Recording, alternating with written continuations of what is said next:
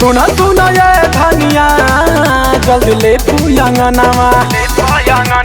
लागता कि यहाँ माई हो या तो हमारा यांगनावा जानी लेके सच रहुआ कहतानी यहाँ माई असरा लगौले तानी।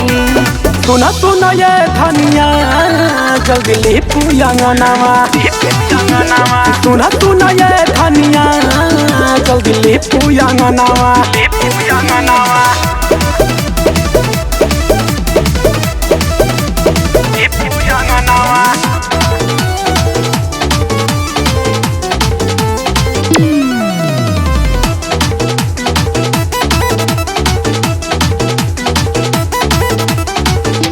का सामान बोल पूजा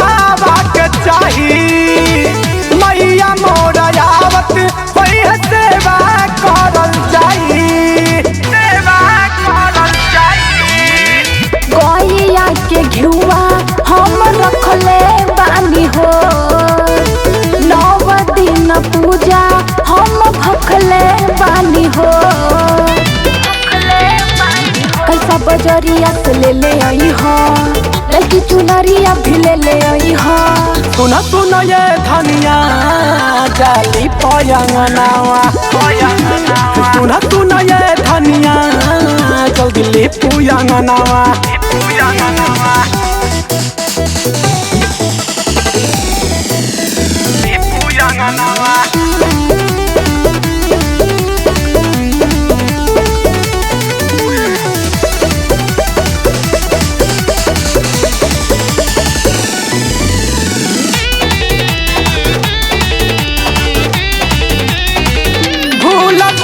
धनिया ये तो पीतल के थलिया तोहरा खातिर ले आइब पूजा वाली डलिया नारियल फलवा और ली हो अढ़ौलवा निमिया के गछिया एक डली हो तू झुलुआ